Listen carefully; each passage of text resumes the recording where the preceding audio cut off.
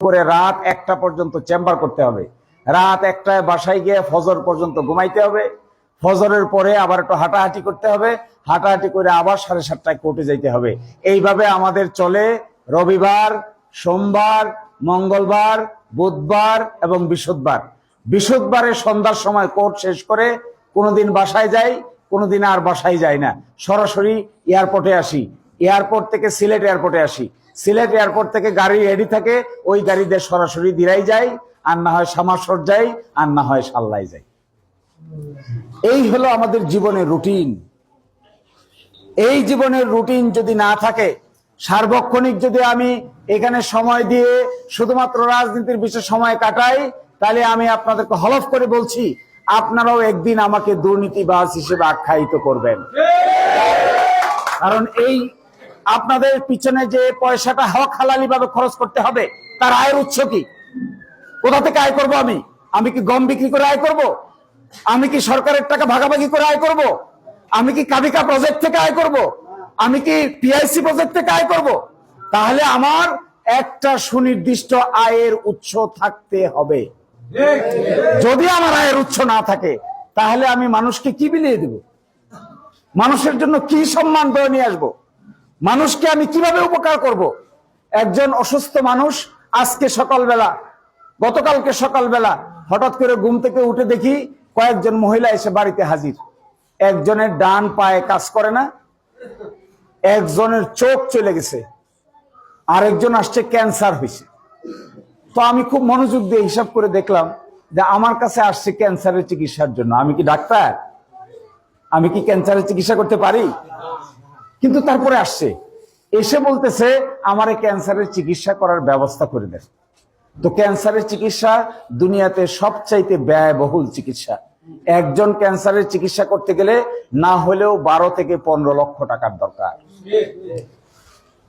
তার কাছে মনে হয়েছে অসহায় নারী, তার হাজবেন্ড নাই, স্বামী নাই, বাচ্চা নাই, সকালবেলা এসে আমার কাছে বসে বলতেছে যে কোনোভাবে আমার ক্যান্সারের চিকিৎসার ব্যবস্থা করে দেন। তার মাথায় এটা নাই যে এই ক্যান্সারের চিকিৎসা ব্যবস্থা করতে কত টাকার প্রয়োজন, কোথায় যেতে হবে, কার কাছে গেলে পরে চিকিৎসা পাওয়া যাবে, সিলেটে হবে কিনা, ঢাকায় যেতে হবে নাকি কলকাতায় যেতে হবে, সে কিন্তু এগুলো কিছুই জানে না। সে এতটুকু জানে আমার চিকিৎসা দরকার, এর বাইরে সে কিছু জানে না। এখন আমি তাকে কিভাবে সহযোগিতা করব?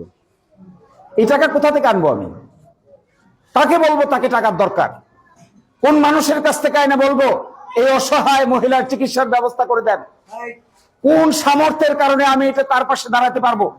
আমি যদি হক হালালি টাকা আয় না করি, আমার যদি আয়ের সোর্স না থাকে, ইনকামের সোর্স না থাকে, আমি যদি পেশা না থাকে, সারাক্ষণ যদি আমি এখানে রাজনৈতিক গোতাগতির মধ্যে থাকি, তাহলে কি আমি এই অসহায় নারীকে সাহায্য করতে পারবো? সেই জন্য আমাদেরকে হক হালালি রুটি রোজগারের পিছনে থাকতে হবে।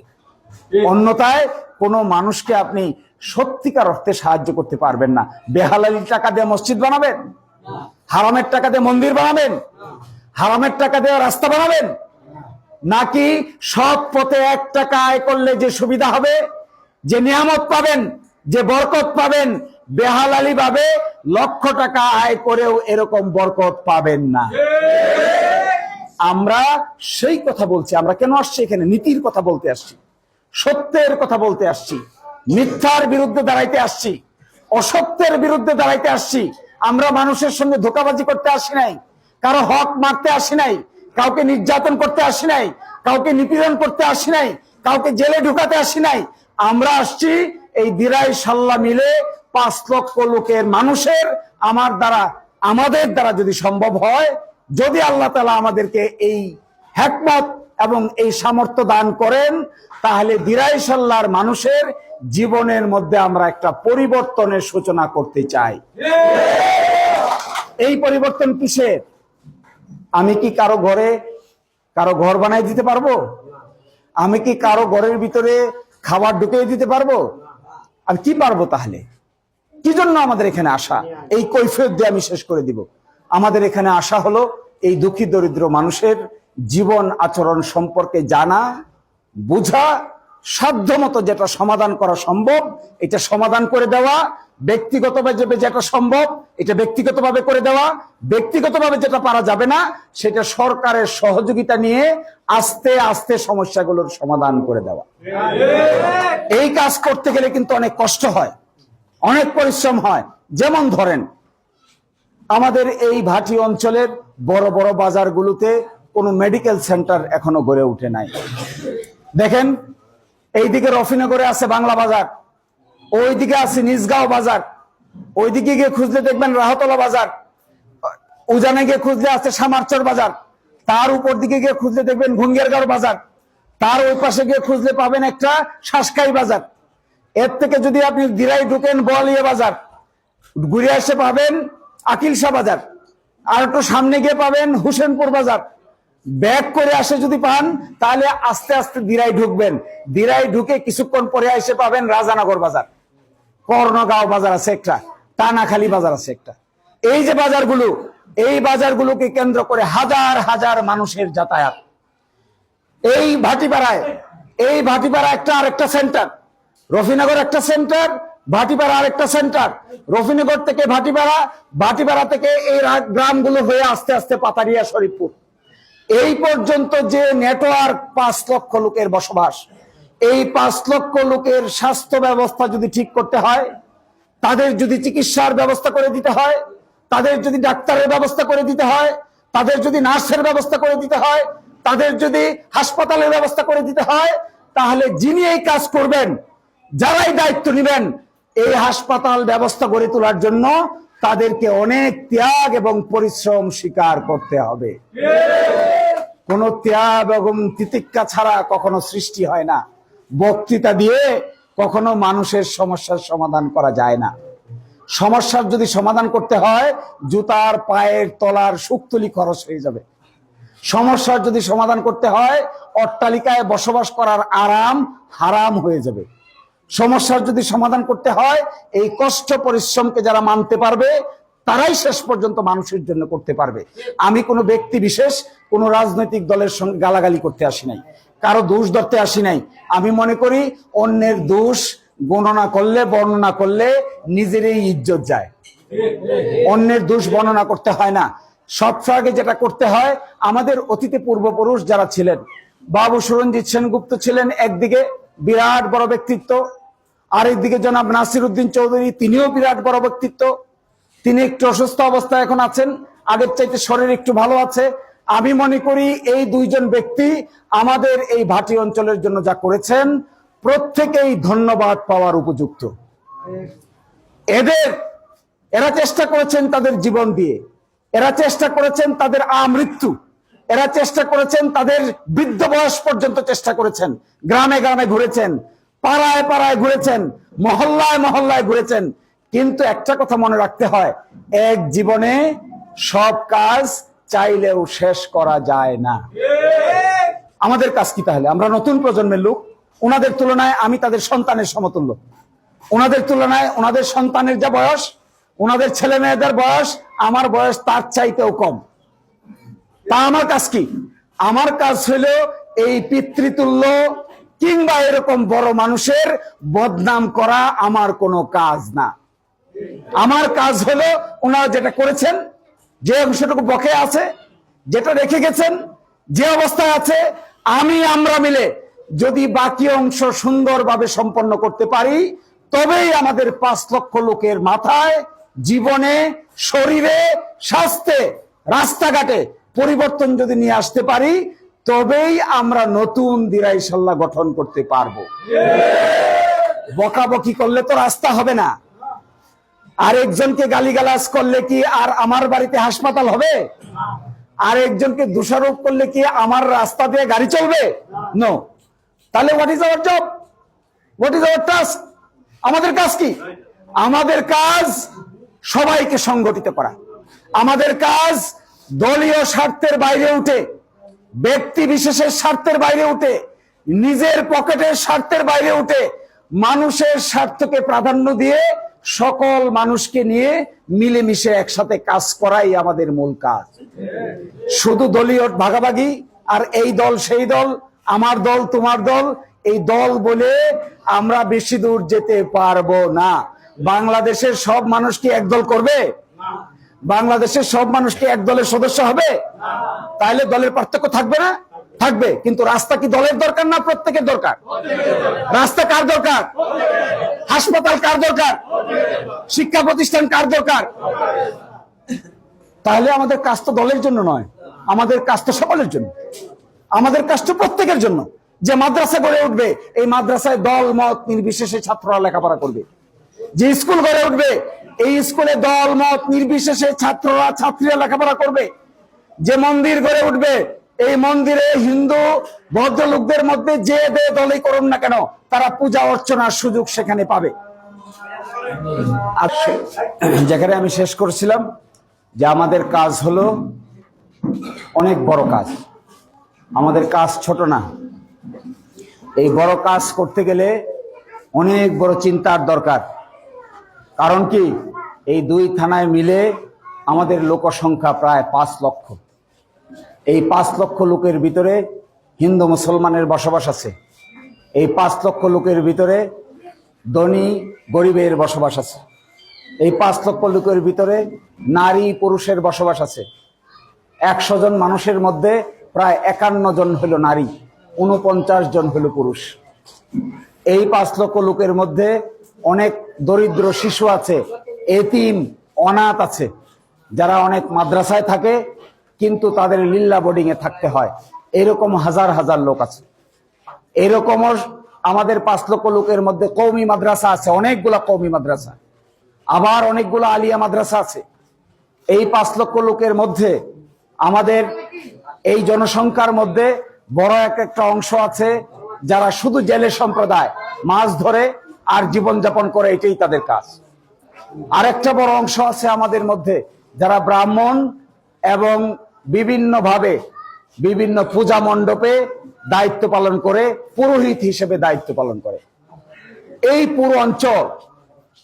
পুরো অঞ্চলের A to Z নিয়ে যদি কাজ করতে হয়, সকল মানুষকে যদি আপন করে নিতে হয়, সকল মানুষকে যদি গুরুত্ব মনে করতে হয়, সকল মানুষকে যদি তার ইজ্জত দিতে হয়, তাহলে ইজ্জত যদি প্রতি মানুষকে আপনি দিতে পারেন, তবেই এই অঞ্চলের মানুষ সবচাইতে বেশি খুশি হয়।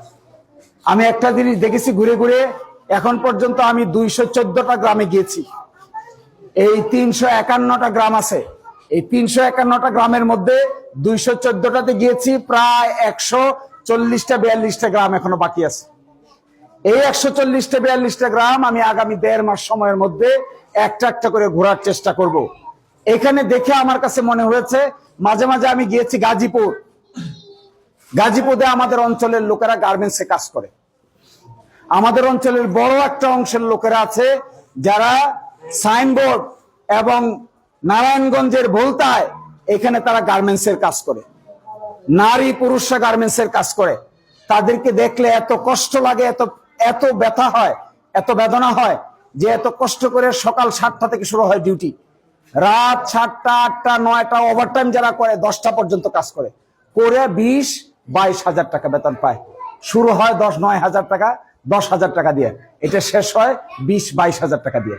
একটা পরিবারের 4 জন কাজ করলে 80-85-90 হাজার টাকা আয় করে। এর একটা অংশ বাড়িতে পাঠায়, আর একটা অংশ কষ্ট করে কোন রকম থাকে একটা ছোট্ট ঘরে, এমন গাদাগাদি করে থাকে, মনে হয় ইলিশের ফাইলের মতো, একজন আরেকজনের উপরে ঘুমায়। এটা দেখতে গেছিলাম আমি যে কেমন থাকে তারা, কি যে কষ্ট তাদের। অথচ দেখেন, আমরা যদি সত্যিকার অর্থে সাহসী লোক হইতাম, সাহসী পুরুষ হইতাম, আমাদের যদি চিন্তা থাকতো, আমরা যদি সত্যিকার অর্থে ক্যাপাসিটি থাকতো, আমরা যদি চিন্তা করতে পারতাম, ভাবতে পারতাম, মানুষের কল্যাণের জন্য চিন্তা করতে পারতাম, তাহলে আমাদের এই সন্তানদেরকে গাজীপুরে, নারায়ণগঞ্জে কিংবা মিরপুরে গার্মেন্টসের কাজের জন্য না পাঠিয়ে আমরা দিরাই এবং সাল্লার বড় বড় জায়গাতে আমরা নিজেরাই গার্মেন্টস ফ্যাক্টরি গড়ে তুলতে পারতাম। এই গার্মেন্টস ফ্যাক্টরি যদি আমরা গড়ে তুলতে পারতাম, আমি মাঝে মাঝে গাড়িতে আসি আর দেখি শরীফপুর থেকে দিরাই পর্যন্ত যাইতে যে পরিমাণ জায়গা ডাইনে বামে খালি পড়ে আছে, এই জায়গা 2-4 লাখ 5 লাখ টাকার বেশি একের জায়গার দাম হবে না। যদি 5 লাখ টাকা একের জায়গার দাম হয়, তাহলে 15 বিঘা জায়গার দাম হবে 75 লক্ষ টাকা। 100 বিঘার জায়গার দাম হবে 5 কোটি টাকা। এই 5 কোটি টাকা মূল্যের কোন ব্যক্তি যদি পাওয়া যায়, শিল্পপতি যদি আমরা ইনভাইট করতে পারতাম, শিল্পপতিকে আমাদের অঞ্চলে আনতে পারতাম, তাকে জায়গা দিতে পারতাম, তিনি যদি আমাদের এখানে এই ধরনের শিল্প গড়ে তুলতে পারতেন, তাহলে আমাদের ছেলেরা, আমাদের মেয়েরা, আপনার বোন, আমার ভাই, আপনার ভাতিজা বাড়ির পাশেই তারা গার্মেন্টসে কাজ করে হাজার হাজার টাকা আয় করতে পারত। এই চিন্তা কে করবে? এই চিন্তাগুলো আসবে কোথা থেকে? কারা এগুলো বাস্তবায়ন করবে? কোথা থেকে বাস্তবায়ন করবে?